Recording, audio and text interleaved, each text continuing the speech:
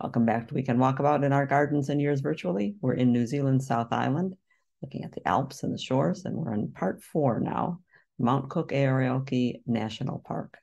This is coming to you from gardenatz.org. I'm Janet Makanovich. Stephen Nicola is here as well, because we really wanted to go to Mount Cook. Aoraki is its Maori name. It's New Zealand's, it is their postcard baby. mountain. It's a postcard mountain, and ours too. It's what we were heading for. For colorful lakes and how you can borrow landscape using what's in the background. We sent you a picture of what it looked like from our hotel room, and this was very unusual. All of the guidebooks told us, and Sonia's and Cam's previous experience told them that it's more often cloudy here than not. But it was a blue sky day, and that is Mount Cook.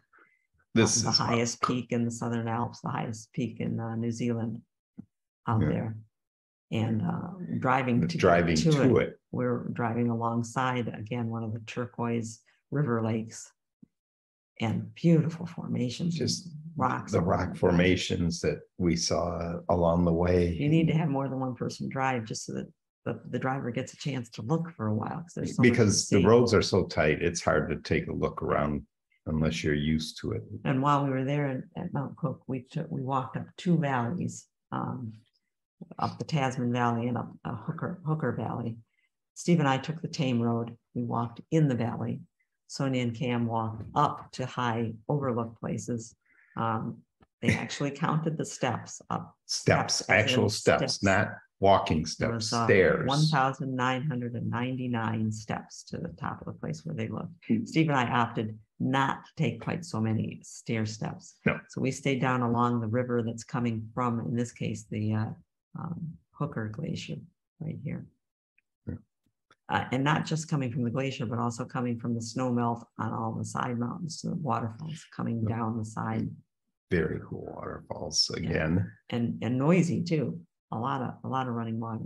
And here's where the reason for that color in the water in the rivers and the lakes up here is that the stone that's the glacial flour, the ground up stone, is the color of the stone that's there. And there's a lot of this greenish stone. As the water goes by quickly, it loses the bigger pieces of gravel and sand and keeps only the finest ground stuff. And then the whole lake and river look that color. So we walked across swing bridges. Steve ran across the swing bridge. I'm not too good at things that move way up high. And the whole time that we were walking, we thought, we've been working, and it can be a bit of a struggle walking some of these paths, even the ones that they call easy, because you're going uphill a lot and downhill. But all along the way, we're at the top of the path going up to the Hooker Glacier overlook. And I didn't count the steps, but there are a lot of them. You see the first flights of them going down. Somebody carried all of this stuff up these paths in order to construct this stuff so that we could walk rather than crawl our way up the steps. And we found this picture at the Franz Josef Glacier. This is people carrying pieces of the Defiance hut that had been built at the toe of the glacier and now was in a place that was flooding. So they moved it. But this is what I imagine is going on, because they've carried timbers, gravel by the truckload to fill in between the timbers to make the steps. You really got to hand it to the people who do this stuff so that we can go in. And you really have to stay on the paths. Yes. If you go out into national parks or parks of any kind. They go the hard way. Oh, and we took a lot of stops then, because the steps and things will get to us now. Yeah. So we would stop and perch ourselves on a boulder at the side of the path, listening for birds, because we're big bird watchers. And we'd watch the tops of shrubs like this, looking for birds and listening for birds.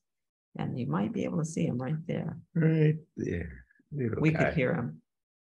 The song thrush. And he just was beautiful. And he picked the highest spot on the coolest tree. Yep. And serenaded us for a while. We were hoping to see a Kia, That's the parrot. And we did see a Kia, but not close enough. We had to steal this picture out of one of the books that we have. Yeah. The Kia parrot is the parrot that everybody told us, watch out for them. They're curious, they're smart, and they're all over in the high alpine areas because they live up by the edge of the tree line and they like to come down and steal things. In fact, we heard one of the hikers in front of us talking about how one Kia had landed in front of him and distracted him doing things while a second Kia came up behind him and stole his Doritos out of his pocket. So we were hoping to see a Kia, but the closest we got was the Kia did just what they said it does. It lives up the tree line. It flew out of one tree, raucously calling Kia sounds, and flew to another tree. So we can say we saw it, but we never saw it close enough to see the beautiful colors on the underside of the wings.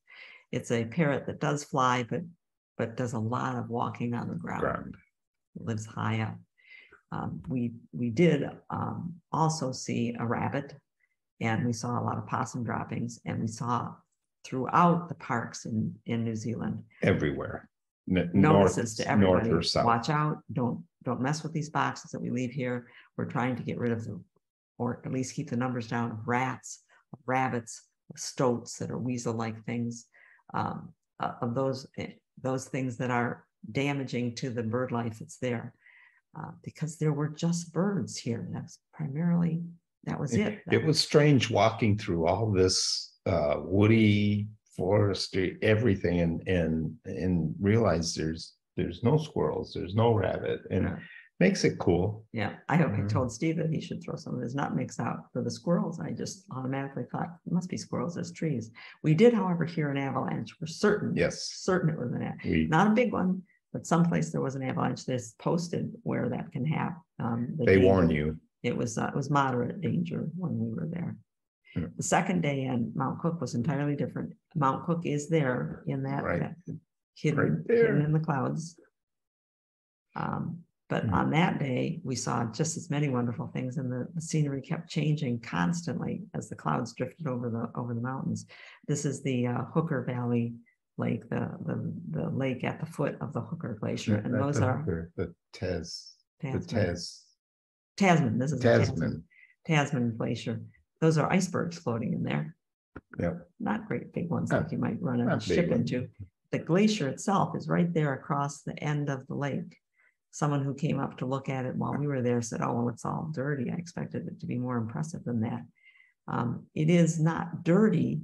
It's been melting. There's the white toe further up. As it melts, all of the rock that it's holding inside of ends up settling on the top of it.